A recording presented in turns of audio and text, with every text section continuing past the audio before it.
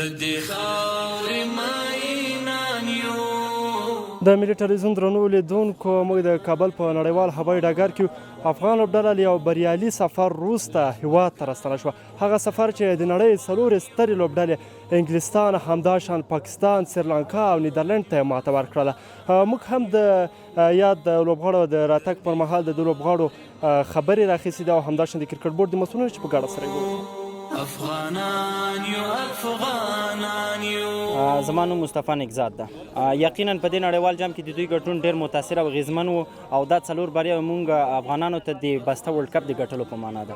زموږ خو ټول اتلان دي، ټول زموږ په نمایندګۍ د ملت په استازیتوب باندې تللي، خو زما د خوښ لوبغاړی نجیب الله زدران تر هر څه راته بهتر دي.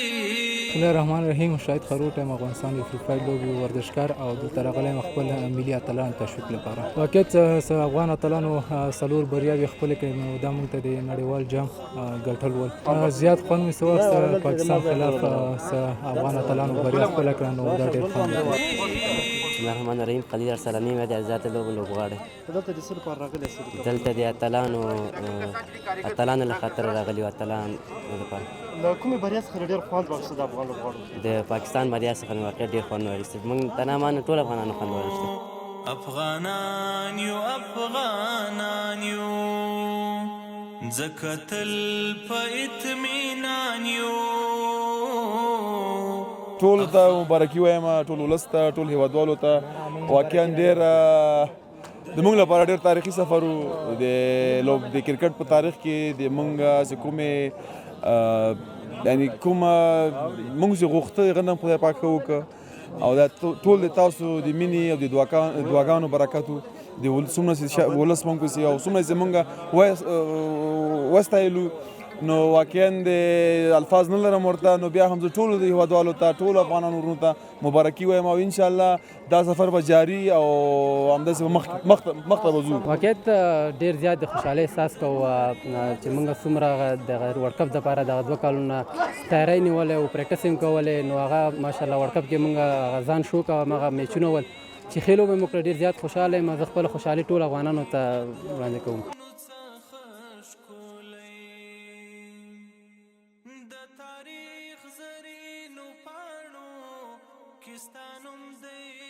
بالکل زه د خوشحالي احساس کوم چې موږ په دې ورلډ کپ کې ډېرې ښې لوبې وکړلې او هغه ټیمونه چې مخکې موږ نه مات کړي په لومړی ځل موږ مات کړله. نو بالکل د خوشحالي احساس کوم ولې په دې ورلډ کپ کې موږ ښې ورځې مو لیدلې، بدې ورځې مو لیدلې. ځینې داسې لوبې وشولې چې هغه باندې اوسه پورې زه خپله شخصي خفه یم.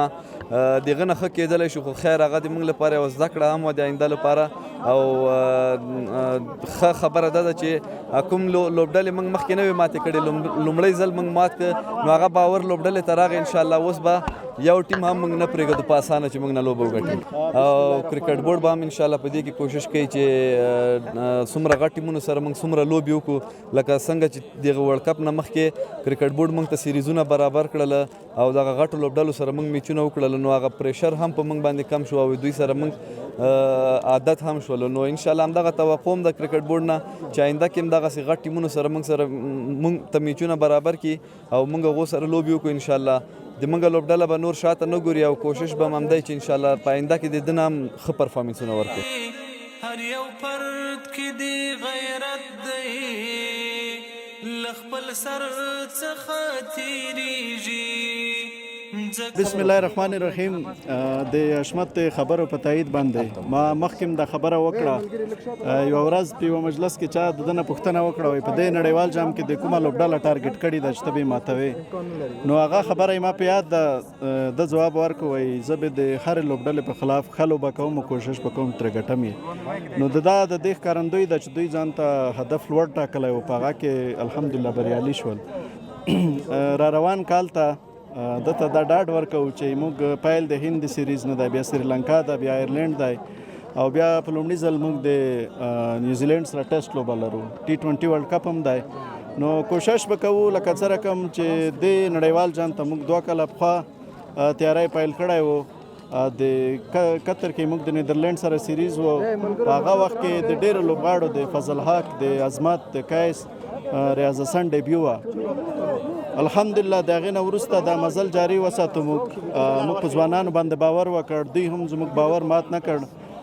تاسو به ډېر ځوانان لیدلي ممکن په بعض بایلټرل سیریزو کې هغسې نه وي لوبېدلي، خو موږ په دوی باندې باور وکړ. دوی موږ سره تر نړیوال جام پورې راغلل، هغه وه چې الحمدلله ډېره ښه نتیجه یې موږ ولیده.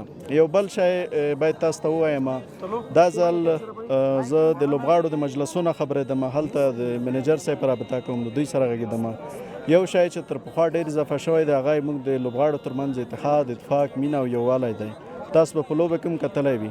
نو خدای تعالی دې وکړي چې په راتلونکي کې هم دغسې لوی ایونټو ته لکه اوس چمپیون ټرافي ته نن آی سی سی به رسما اعلان وکړي، هغه د ورلډ کپ دی، دغسې امادګي سره لاړ شو افغانستان ته بریاوې راوړو.